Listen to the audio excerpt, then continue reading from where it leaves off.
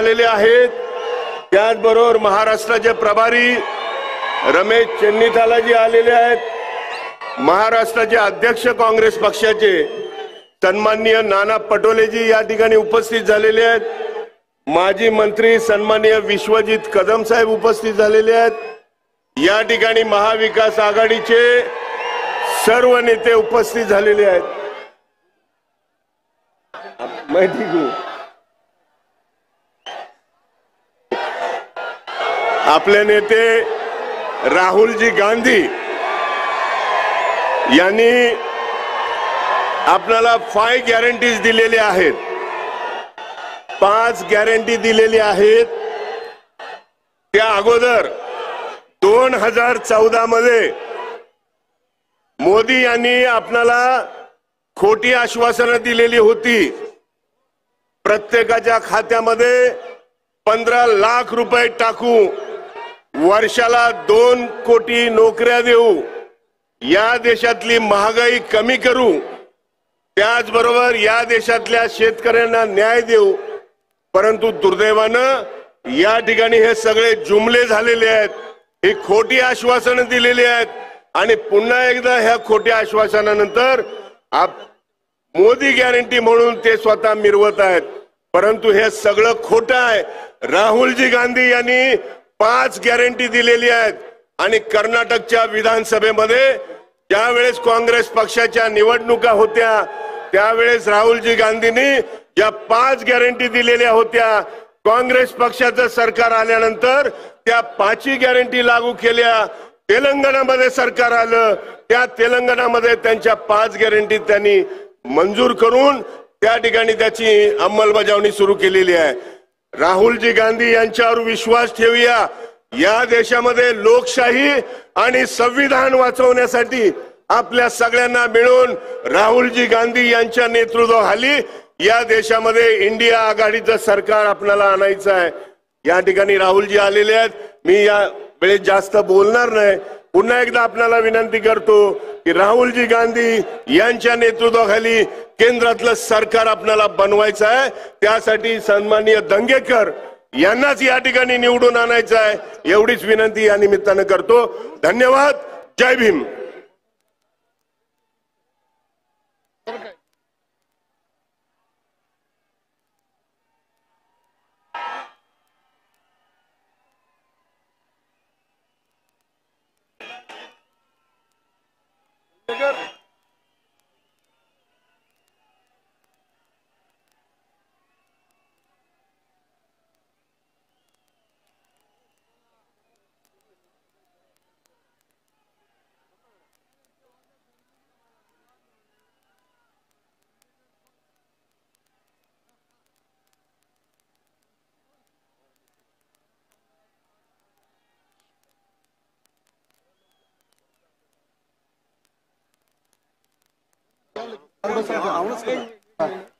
एक मिनिट।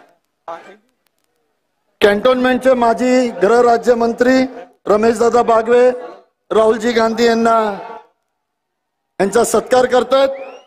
जोशमध्ये काँग्रेस पक्षाचा, महाविकास आघाडीचा राहुल गांधी बागे बडो। आवाज हल्ला पाहिजे। राहुल गांधी बागे बडो, राहुल गांधी बागे बडो। या सत्कारानंतर मी विनंती करतो आपल्या देशाचं भवितव्य भावी पंतप्रधान माननीय राहुल गांधी यांना आपल्याशी संबोधित होण्याचं।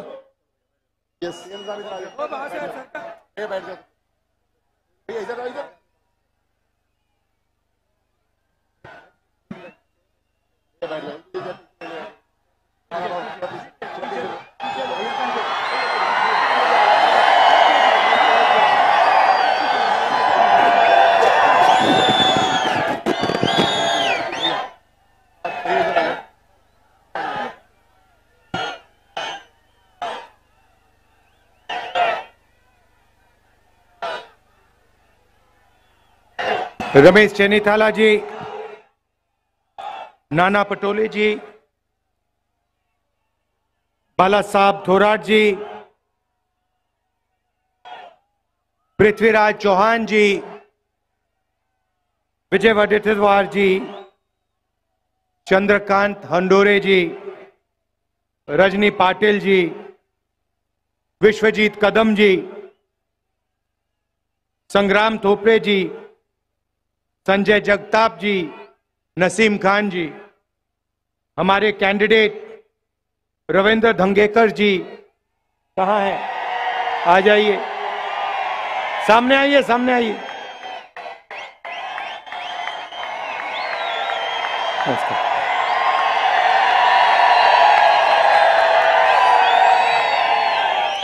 स्टेज पे कांग्रेस पार्टी के वरिष्ठ नेता,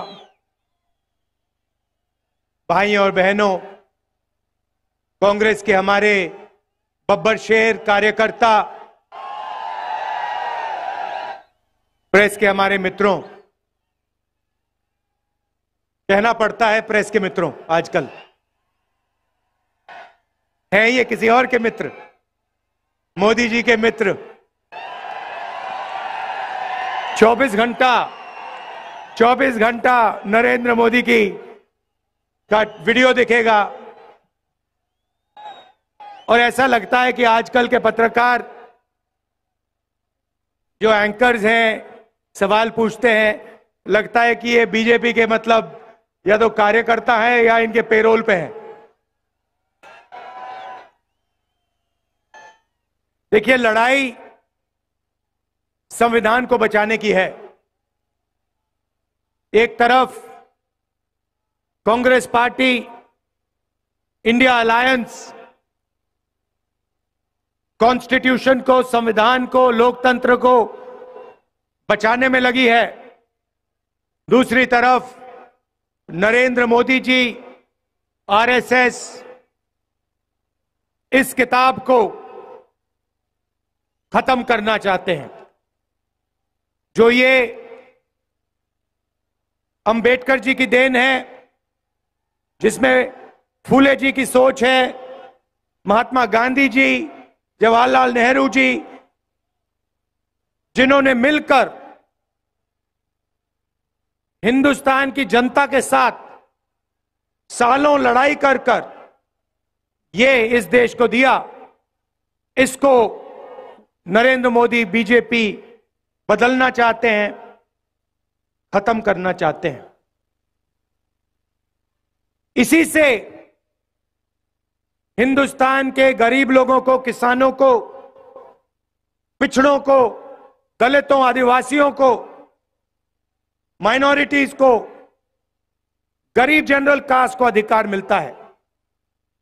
इसके बिना आप कहीं के नहीं रहोगे। जो भी आपके पास है सारा उन्हीं 22-25 लोगों के हाथ में चला जाएगा। मनरेगा बना, भोजन का अधिकार, जमीन अधिकरण बिल, हरी क्रांति, सफेद क्रांति, बैंक नेशनलाइजेशन, ये सारे के सारे काम इस किताब ने आपको दिए हैं। और मैं आपको बता रहा हूं, जिस दिन ये गायब हो गई, जिस दिन बीजेपी ने सचमुच में इसको खत्म कर दिया, तो आप हिंदुस्तान को नहीं पहचान पाओगे।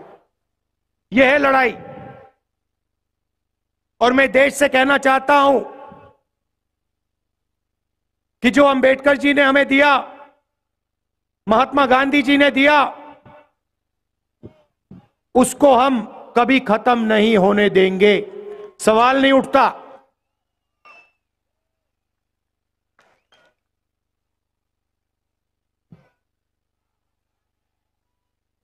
कभी उनके नेता संविधान को बदलने की बात करते हैं, कभी कहते हैं कि आरक्षण खत्म कर देंगे। मोदी जी बस एक सवाल का जवाब दे दें। ये जो 50% का लिमिट आरक्षण पे लगा है, किसी भी भाषण पे वो कह दें कि 50% की लिमिट को वो हटा देंगे। कहीं भी जाके कह दें। हमने निर्णय लिया है चुनाव के बाद ये जो आर्टिफिशियल लिमिट लगा रखी है, जिससे करोड़ों लोगों को नुकसान हो रहा है, 50% रिजर्वेशन की लिमिट को हम तोड़ के हटा देंगे, बाहर फेंक देंगे इसको।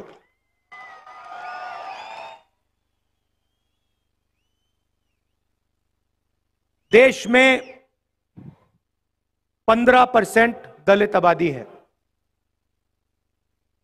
8% आदिवासी है और तकरीबन 50%, कम से कम 50% पिछड़े वर्ग की आबादी है। 50, 15 और 8 कितना हुआ? कितना? 73। मैंने शुरुआत में कहा कि ये मीडिया वाले हमारे दोस्त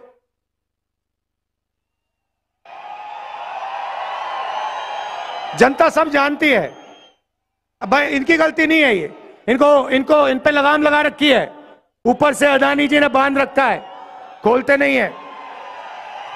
इनकी गलती नहीं है, इनका कुछ लेना देना नहीं है। देखो ये मुस्कुरा रहे हैं, कह रहे हैं हाँ भाई हमें तो सैलरी चाहिए, बच्चों को देखभाल करना है, बच्चों का देखभाल करना है, हमारी गलती नहीं है। मगर आपकी जिम्मेदारी बनती है, उस जिम्मेदारी को आप पूरा नहीं कर रहे हो।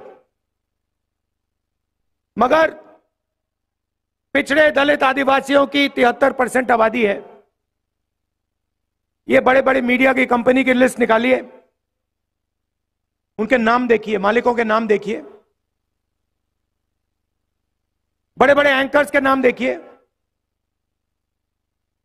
बड़े बड़े पत्रकारों के नाम देखिए, आपको एक पिछड़ा नहीं दिखाई देगा, एक दलित नहीं दिखाई देगा, एक आदिवासी नहीं दिखाई देगा, एक गरीब कास्ट का जनरल, एक जनरल कास्ट का गरीब नहीं दिखाई देगा।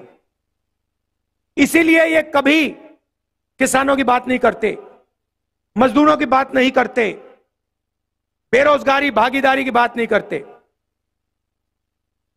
ये अंबानी जी की शादी दिखाते हैं आप लोगों को, उसमें आपको दिखाते हैं देखो देखो किसी ने 10 करोड़ की घड़ी पहन रखी है, किसी ने 2 करोड़ का ड्रेस पहन रखा है, वो दिखाते हैं। मगर किसान भूखा मर रहा है, खेतों में पानी नहीं है, महंगाई बढ़ती जा रही है, इन बातों के बारे में ये कभी नहीं बताएंगे। ये आपके हैं ही नहीं, ये आपके हैं ही नहीं, ये अदानी के हैं। जो हिंदुस्तान के 22 सबसे अमीर लोग कहते हैं वो ये करते हैं। मुंबई का एयरपोर्ट उठा ले गए, सीबीआई ईडी का दबाव लगाया, अदानी जी को पकड़ा दिया, मीडिया ने कुछ नहीं कहा। Ports, airport, infrastructure, defence industry सारे की सारी उठा के ले गए, मीडिया कुछ नहीं कहती। मगर इनकी जिम्मेदारी बनती है। भ्रष्टाचार होता है, इलेक्टोरल बॉन्ड्स का हजारों करोड़ रुपए का भ्रष्टाचार होता है, हफ्तेबाजी होती है आंखों के सामने, मीडिया वाले एक शब्द नहीं बोलते। उधर सुप्रीम कोर्ट कहता है कि इलेक्टोरल बॉन्ड स्कीम इलीगल है, भ्रष्टाचार हुआ है इसमें, बंद कर दो इसको। आप जानते हैं इलेक्टोरल बॉन्ड स्कीम में क्या हो रहा था? हमने तारीखें मांगी, ये तारीख नहीं दे रहे थे। मोदी जी कहते हैं राजनीति को मैं साफ कर रहा हूं। अगर आप राजनीति को साफ कर रहे हैं तो सारे के सारे डोनर्स के नाम आपने छुपा के क्यों रखे हुए हैं? जब डोनर के नाम सामने आते हैं तो पता लगता है। एक दिन एक कंपनी को कॉन्ट्रैक्ट मिलता है हजारों करोड़ रुपए का, उसके एकदम बाद वो कंपनी बीजेपी को पैसा देती है। किसी और कंपनी पर सीबीआई केस खोलती है, वो कंपनी बीजेपी को हजारों करोड़ रुपए देती है, केस बंद हो जाता है। देश के सामने नरेंद्र मोदी भ्रष्टाचार कर रहे हैं, मीडिया कुछ नहीं कहती, आप कहे ही नहीं। फिर 200 सबसे बड़ी कंपनियों की लिस्ट निकालिए, उनके नाम निकालिए, उनके बड़े सीनियर मैनेजमेंट में जो लोग हैं उनके नाम निकालिए, आपको एक पिछड़ा, एक दलित, एक आदिवासी, एक गरीब जनरल कास्ट का नहीं मिलेगा। 22 लोगों को नरेंद्र मोदी जी ने 16 लाख करोड़ रुपए कर्जा माफ करके दिया है। आप शेम कह रहे हो, मगर 16 लाख करोड़ रुपए कितना होता है जानते हो? आम आदमी नहीं समझ सकता, आप और हम नहीं समझ सकते 16 लाख करोड़ रुपया क्या होता है। मैं आपको बताता हूं। अगर हमने किसानों का कर्जा माफ किया था जब यूपीए की सरकार थी, अगर आप किसानों का कर्जा माफ 24 बार 24 साल के लिए हर साल कर्जा माफ करोगे, उतना पैसा नरेंद्र मोदी ने 22 लोगों को दिया है। 24 साल का मनरेगा का पैसा, 24 बार किसान का कर्जा माफ करो, उतना पैसा दे दिया इसने। हालात यह है कि 22 लोगों के पास उतना धन है जितना 70 करोड़ लोगों के पास है। 1% हिंदुस्तान के हाथ में 40% हिंदुस्तान का धन है। और किसी भी संस्था में आप देख लो, सरकार में देख लो, कॉर्पोरेट इंडिया में देख लो, मीडिया में देख लो, प्राइवेट अस्पतालों में देख लो, प्राइवेट कॉलेजेस यूनिवर्सिटी में देख लो, आपको एक पिछड़ा नहीं मिलेगा, एक दलित नहीं मिलेगा, एक आदिवासी नहीं मिलेगा। 90% आबादी है आपकी कोई भागीदारी है ही नहीं। पिछड़ों की बात करनी है, दलित आदिवासियों की बात करनी है, ढूंढना है उनको। मजदूरों की लिस्ट में जाके देखो उनको, जो मनरेगा करते हैं वहां जाके देखो, कॉन्ट्रैक्ट लेबर का काम करते हैं वहां जाके देखो। 90% हिंदुस्तान या मनरेगा कर रहा है, या कॉन्ट्रैक्ट लेबर कर रहा है, या कहीं सड़क पे मजदूरी कर रहा है। और हिंदुस्तान की पावर स्ट्रक्चर में है ही नहीं, कहीं नहीं है। 650 हाईकोर्ट के जज हैं, आपकी आबादी 73% है, 650 में 100 भी नहीं है आप। 90 लोग हिंदुस्तान की सरकार को चलाते हैं, 90 आईएएस अफसर हैं, बजट को वो बांटते हैं। महाराष्ट्र को कितना पैसा मिलेगा, कर्नाटक कितना जाएगा, सड़कों में कितना जाएगा, डिफेंस में कितना जाएगा, शिक्षा स्वास्थ्य में कितना जाएगा, वो 90 लोग डिसाइड करते हैं। उनकी लिस्ट निकाली मैंने। चलो देखते हैं पिछड़े कितने हैं, दलित कितने हैं, आदिवासी कितने हैं। 90 में से 3 ओबीसी हैं, 3 दलित हैं, 1 आदिवासी है, और बैक ऑफिस में बैठा रखे हैं। आप ये मत सोचिए कि फाइनेंस मिनिस्ट्री में है, डिफेंस मिनिस्ट्री में है, बड़ी मिनिस्ट्री में नहीं। नहीं नहीं नहीं नहीं नहीं नहीं नहीं 7 लोग हैं। 73% आपकी आबादी, 7 लोग हैं 90 में से, पीछे बैठा रखे हैं। चू नहीं कर सकते वो। और अगर 100 रुपए खर्च होता है बजट में, तो 6 रुपए 10 पैसे का निर्णय ये 7 अफसर लेते हैं। और कभी भी इनका वीटो लग सकता है। और यही हालत हर सरकार में है। महाराष्ट्र की सरकार में भी यही है, उत्तर प्रदेश की सरकार में भी यही है, दिल्ली की सरकार में भी यही है। तो 90% के पास यहां कुछ है ही नहीं। यह सच्चाई है। इसीलिए हमने मैनिफेस्टो में साफ लिखा है, हमारी सरकार आएगी तो हम जाति जनगणना कराएंगे, इकोनॉमिक सर्वे कराएंगे, और हिंदुस्तान के हर संस्था का सर्वे कराएंगे। मतलब यह पता लगाएंगे कि प्रेस में, मीडिया में पिछड़े वर्ग के कितने लोग हैं, हिंदुस्तान की कॉर्पोरेट इंडिया में पिछड़े वर्ग के दलित आदिवासी कितने हैं, प्राइवेट अस्पतालों में, डॉक्टरों में कितने हैं, कॉलेज यूनिवर्सिटी में कितने हैं। इससे दूध का दूध पानी का पानी हो जाएगा। हिंदुस्तान की जनता को पता लग जाएगा हमारी कितनी भागीदारी है। यह भाइयों और बहनों क्रांतिकारी कदम है। इससे क्रांतिकारी कदम हिंदुस्तान में नहीं हो सकता। ये जिस दिन जाति जनगणना हो जाएगा उस दिन देश की जनता को हिंदुस्तान की सच्चाई मालूम हो जाएगी। आपको पता लग जाएगा कितना बेवकूफ बनाया जा रहा है हिंदुस्तान की जनता का।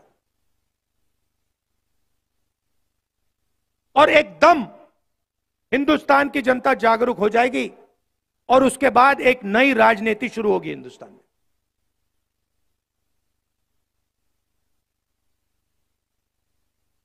नरेंद्र मोदी, जिस दिन मैंने ये जाति जनगणना की बात की उससे पहले रोज नरेंद्र मोदी जी कहते मैं ओबीसी हूं, मैं ओबीसी हूं। अच्छा, जिस दिन मैंने जाति जनगणना की बात की कहते हिंदुस्तान में तो कोई जाति नहीं है, दो ही जात है, एक अमीर एक गरीब।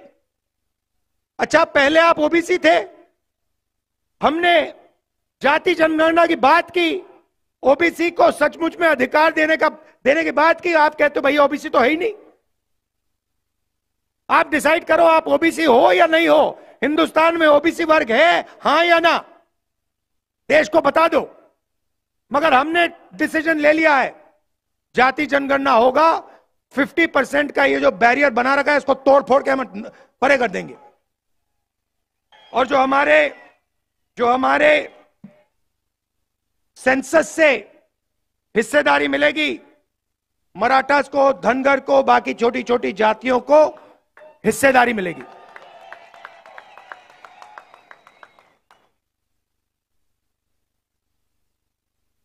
अब सवाल उठता है, नरेंद्र मोदी जी ने पिछले 10 साल 22 लोगों को फायदा पहुंचाया है। जो भी था, जो भी देना था, 22 लोगों को उन्होंने दिया। अभी मैं एयरपोर्ट पे, ये लखनऊ से आया, लखनऊ एयरपोर्ट, उधर अदानी जी का बड़ा वहां पे साइन था। लखनऊ एयरपोर्ट पकड़ा दिया उनको, मुंबई एयरपोर्ट पकड़ा दिया, सारे के सारे एयरपोर्ट पकड़ा दिए। पहले पब्लिक सेक्टर में 90% को रास्ता मिलता था, आरक्षण था, पब्लिक सेक्टर को पूरे प्राइवेटाइज कर दिया। रेलवे में आपको नौकरी मिलती थी, उसको प्राइवेटाइज करने में लगे हुए हैं। ये बुलेट ट्रेन का बहाना है इनका, प्राइवेटाइज करने का बहाना है ये। तो जहां भी आप देखो, जो आपके रास्ते थे वो सब बंद कर दिए। पहले आप सेना में जाते थे, पेंशन मिलती थी, अगर कुछ होता था शहीद का दर्जा मिलता था, कैंटीन मिलती थी, उसको भी खत्म कर दिया। नरेंद्र मोदी नई योजना लाए, अग्निवीर योजना, 2 तरीके के शहीद बना दिए। एक नॉर्मल सोल्जर जिसको पेंशन मिलता है, दूसरा अग्निवीर। अगर वो शहीद होगा उसको ना शहीद का दर्जा मिलेगा, ना पेंशन मिलेगी, ना कॉम्पेंसेशन मिलने वाली। तो आपके सारे के सारे रास्ते इन्होंने बंद कर दिए। अब इंडिया की सरकार आएगी तो ये आपके जो रास्ते हैं ये फिर से खोलने पड़ेंगे। और हम इसको तेजी से, बिना झिझक, ये दरवाजे हम खोल देंगे एक के बाद एक। पहली बात आपको बता रहा हूं, अग्निवीर स्कीम को हम खत्म करके उठा के बाहर फेंक देंगे। दूसरी बात, ये जो इन्होंने गलत जीएसटी बना रखी है, ये जीएसटी जो छोटे दुकानदारों को, स्मॉल एंड मीडियम इंडस्ट्री को खत्म करने वाली जीएसटी है, अदानी वाली जीएसटी है, इसको हम बदल देंगे। 5 अलग अलग टैक्स नहीं होंगे, एक टैक्स होगा, कम से कम टैक्स होगा। पहली बार हिंदुस्तान की हिस्ट्री में किसानों को टैक्स दे रखा है, किसानों से टैक्स लेते हैं।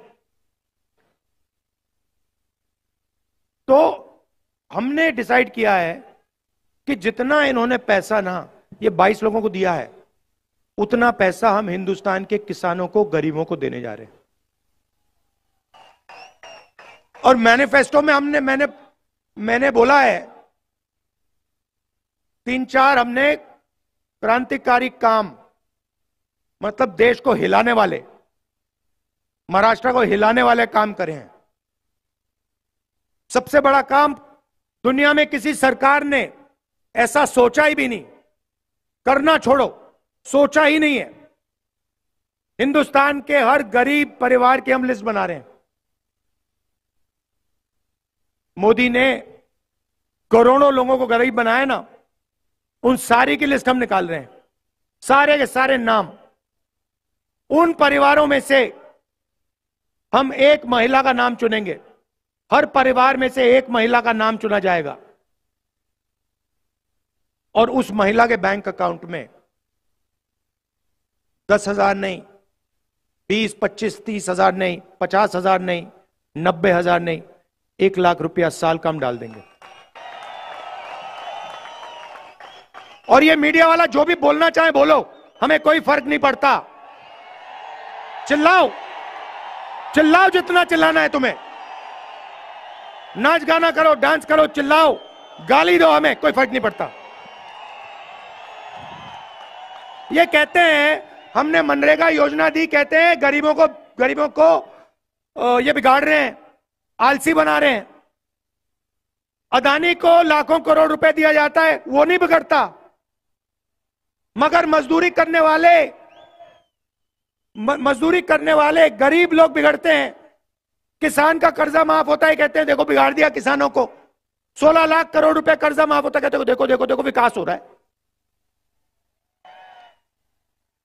अब हम समझाएंगे तुम लोगों को विकास क्या होता है।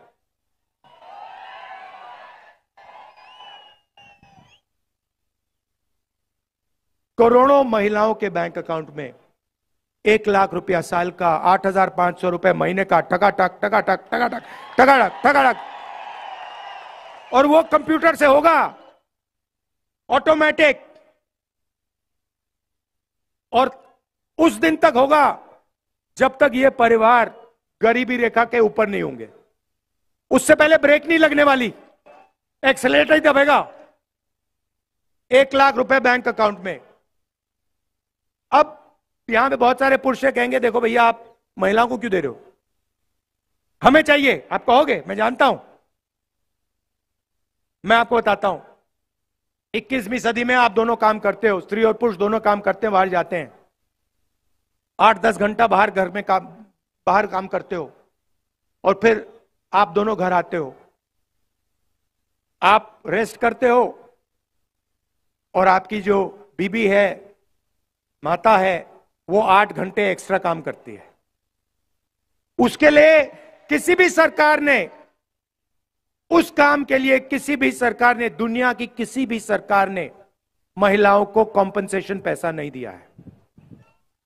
अब यह पहली सरकार होगी जो इस बात को एक्सेप्ट करेगी कि हमारी महिलाएं देश के भविष्य की रक्षा करती हैं, पुरुषों से ज्यादा काम करती हैं, और उनके बैंक अकाउंट में 1 लाख रुपया डालने जा रही है।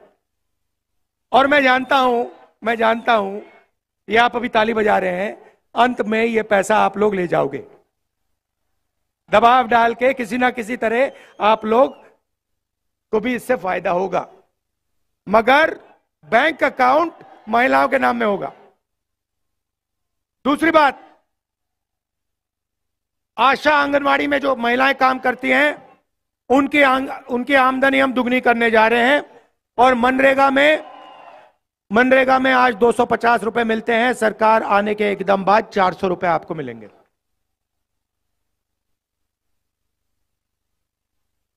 अब थोड़ी सी किसानों की बात करना चाहता हूं। नरेंद्र मोदी जी ने आप पर जीएसटी लगाई, जमीन अधिग्रहण बिल उन्होंने रद्द किया, आपके हक लिए, आपका कर्जा माफ नहीं किया, और आपको सही दाम नहीं देते हैं। जब भी आपको अपना माल खरीदना होता है, धान, शुगर केन, सोया, जो भी हो, जब भी आपको खरीदना होता है, नरेंद्र मोदी इंपोर्ट एक्सपोर्ट की पॉलिसी को घुमा देता है और आपको सही रेट नहीं मिलता। तो आपकी 2 ही मांगे हैं, मैं जानता हूं, लाखों किसानों से मैंने बात की है। आपकी दो मांगे हैं, पहला है कर्जा माफी, और दूसरा हमें सही दाम चाहिए। हमें फ्री में कुछ नहीं चाहिए, हमें कोई फ्री गिफ्ट नहीं चाहिए, हमें अपने काम के लिए, खून पसीने के लिए सही रेट चाहिए। ये 2 काम हम आपके लिए करने जा रहे हैं। किसान का कर्जा माफ हम करेंगे, मगर हम वहां नहीं रुकने वाले। देखो, अरबपतियों का एक बार कर्जा माफ नहीं होता। जब भी वो चाहते हैं, नरेंद्र मोदी उनका कर्जा माफ करता है। इसीलिए हम एक कमीशन बनाएंगे, उसका नाम होगा किसान कर्जा माफी कमीशन। जब भी वो सरकार को कहेगा कि हिंदुस्तान के किसानों को कर्जा माफी की जरूरत है, उस दिन सरकार कर्जा माफी कर देगी। मैं आपको बता रहा हूं, वो 5% की 2% की सरकार चला रहे हैं, हम 90% की सरकार चलाएंगे। और जितना उसने नरेंद्र मोदी ने उनको दिया ना, उतना ही मैं उठा के किसान को, गरीब को, दलितों को, पिछड़ों को, आदिवासियों को देने जा रहा हूं।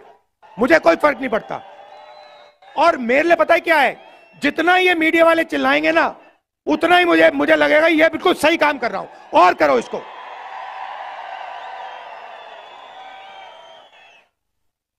अब नरेंद्र मोदी ने करोड़ों लोगों को, युवाओं को बेरोजगार कर दिया। जब आपने उनसे पूछा था भैया हमें रोजगार दो, कहते पकौड़े बनाओ।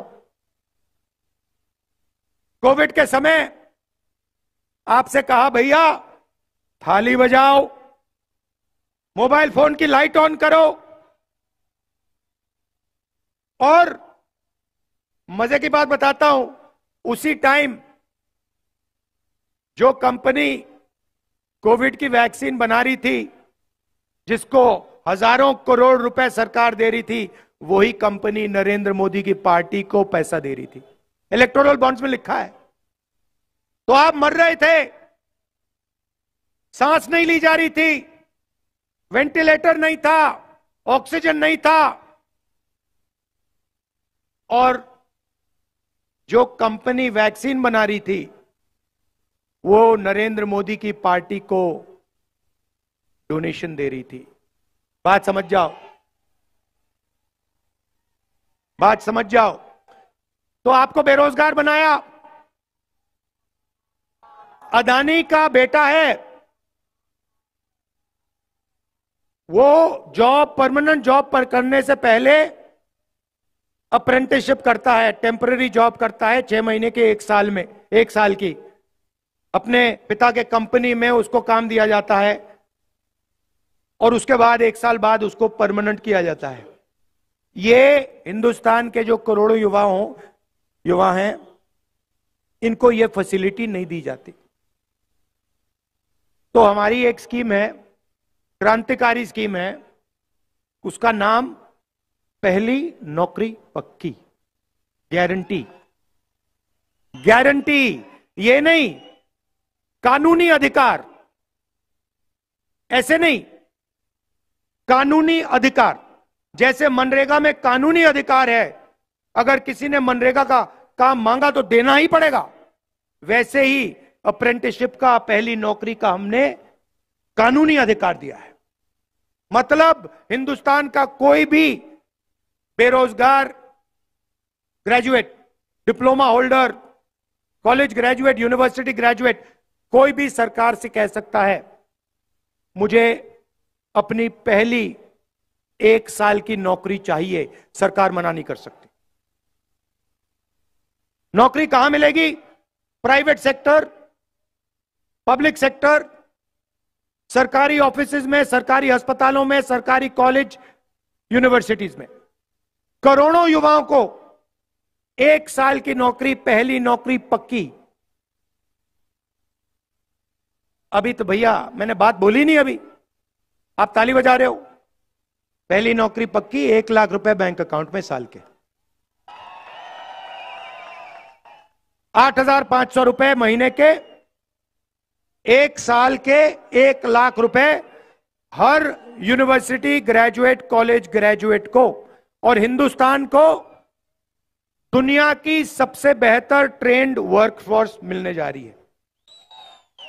मतलब ट्रेनिंग भी कर देंगे, पहली नौकरी भी दे देंगे, और जेब में 1 लाख रुपए भी दे देंगे। ये देखिए कांग्रेस का कमाल।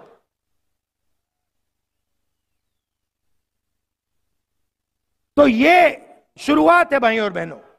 जाति जनगणना, महालक्ष्मी स्कीम, पहली नौकरी पक्की, किसानों का कर्जा माफ, गारंटीड कानूनी एमएसपी, मजदूरों को 400 रुपए, आशा आंगनवाड़ियों की आमदनी दुगनी। ये शुरुआत है। ये हम आपके लिए करने जा रहे हैं। अब नरेंद्र मोदी जी के भाषण देखिए। आप जानते हो कि कर्नाटक में रवन्ना नाम सुना है आपने? हाँ, सुना। उसने 400 महिलाओं का बलात्कार किया है, रेप किया है। मोदी जी ने ऐसे स्टेज पे रवन्ना जी के लिए वोट मांगे हैं। होम मिनिस्टर को बीजेपी के एमएलए ने चिट्ठी लिखी थी 6 महीने पहले कि ये रवन्ना है, इसने 400 महिलाओं का रेप किया है। होम मिनिस्टर ने कोई कार्रवाई नहीं की। नरेंद्र मोदी जी जानते थे कि इस व्यक्ति ने 400 महिलाओं का रेप किया। क्यों? क्योंकि होम मिनिस्टर जानते थे। तब भी जाके नरेंद्र मोदी कह रहे हैं इस रवन्ना को वोट दो, इसका समर्थन करो, मुझे जिताओ। मैंने ये कर्नाटक में बोला, नेशनल मीडिया के एक अखबार ने यह बात नहीं लिखी, एक अखबार ने नहीं लिखी। वो अखबार में लिख रहे थे राहुल गांधी अमेठी और रायबरेली से चुनाव नहीं लड़ेगा। वो चल रही थी मीडिया इनकी। अब मैं रायबरेली से चुनाव लड़ रहा हूं, बिल्कुल चुप हो गए। तो वो कभी नरेंद्र मोदी कभी पाकिस्तान की बात करेगा, कभी समुद्र के नीचे जाके मतलब ड्रामा करेगा।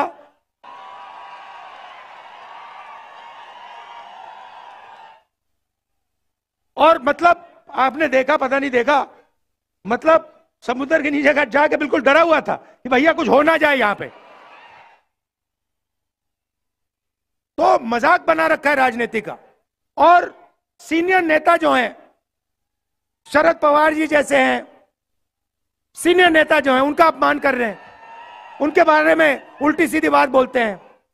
मतलब प्रधानमंत्री में थोड़ी तो मतलब लेवल होनी चाहिए। प्रधानमंत्री को देश की बात करनी चाहिए, विकास की, किसानों की बात। मतलब क्या मतलब है सीनियर नेता का अपमान करना? क्या मतलब, क्या फायदा मिल रहा है उनको?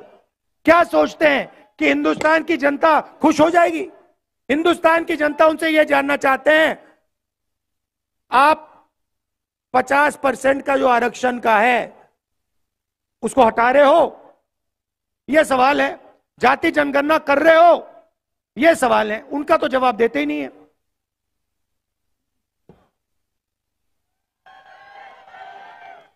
तो यह मैं आपसे कहना चाहता था। देखिए, जब मैं महाराष्ट्र में लैंड करता हूं ना, तो जैसे आज मैं लैंड किया यहां पे, मुझे लगता है कि यह कांग्रेसी स्टेट है। ये अगर मैं आपको बता रहा हूं, मैं जैसे ही यहां लैंड करता हूं मुझे मजा आता है, अच्छा लगता है कि मैं मतलब कांग्रेस की जो, और मैं संगठन की बात नहीं कर रहा हूं, मैं विचारधारा की बात कर रहा हूं, जो आप लोगों में हजारों साल से आपके खून में कांग्रेस पार्टी की विचारधारा है। आपको बताने की भी जरूरत नहीं है, आपको बताने की भी जरूरत नहीं है, आपके दिल के अंदर है। मतलब वो आपके चेहरे पे लिखा हुआ है। तो मैं जानता हूं यहां पर नेचुरल कांग्रेस पार्टी की विचारधारा है। मैं आपको, हमारे जो यहां बब्बर शेठ टाइगर जो बैठे हुए हैं, ये दूसरे तरीके के टाइगर होते हैं। देखो भैया, आमतौर से जंगल में आपको मतलब 1-2 किलोमीटर में एक टाइगर मिलता है ना। यहां पे देखो कितने एक साथ बैठे हुए हैं। तो मैं आपको बता रहा हूं, आप हमारी रीढ़ की हड्डी हो, आप देश को बदलने वाली फौज हो। आप अपनी शक्ति को पहचानो, आप देश को बदलने वाली फौज हो। आपके खून के अंदर आजादी की लड़ाई, फूले जी की विचारधारा, अंबेडकर जी की विचारधारा, गांधी जी की, नेहरू जी की विचारधारा आपके खून के अंदर है, उसको निकाला नहीं जा सकता। आपके माता पिता के अंदर है, आपके बच्चों के अंदर है, आपके परदादा के अंदर है। तो ये मैं आपसे कहना चाहता था। आपने मेरा मूड बहुत अच्छा कर दिया, मैंने आपका मूड अच्छा कर दिया। अच्छा, ये आखिरी बात जो मैं यहां जब महाराष्ट्र में यात्रा में निकला था तो बहुत सारे युवाओं ने मुझे कहा कि राहुल जी, मोदी जी ने हमें बेरोजगार कर दिया। हम पेपर लेते हैं और महीनों के लिए हम रात दिन काम करते हैं, और जिस दिन पेपर देना होता है उससे एक दिन पहले हमें किसी के मोबाइल फोन पे पेपर लीक हो जाता है, पेपर दिख जाता है। जो बेईमानी करता है वो पेपर लीक करवा देता है, बिना पढ़ाई करे वो आगे निकल जाता है, और जो ईमानदारी से पढ़ाई करता है उसका नुकसान होता है। और हजारों युवाओं ने ये मुझे बोला, तो हमने मैनिफेस्टो में लिख दिया है एक नया कानून लाएंगे जिससे कड़ी सी कड़ी सजा पेपर लीक वालों को होगी। और ये जो नया फैशन बनाया नरेंद्र मोदी जी ने कि एग्जामिनेशन प्राइवेट कंपनियां करा रही हैं, इसको हम बंद कर देंगे। सरकारी संस्थाएं ही पेपर दे पाएंगी, और अगर किसी ने पेपर लीक करवाया तो हम कड़ी सी कड़ी सजा उसको देंगे। अंत में आप जानते हो शिवाजी महाराज की कर्मभूमि है। शिवाजी महाराज की जय। जय हिंद, जय महाराष्ट्र। नमस्कार।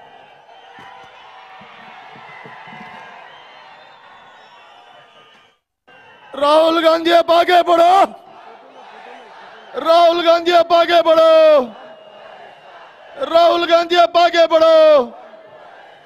काँग्रेस पक्षाचा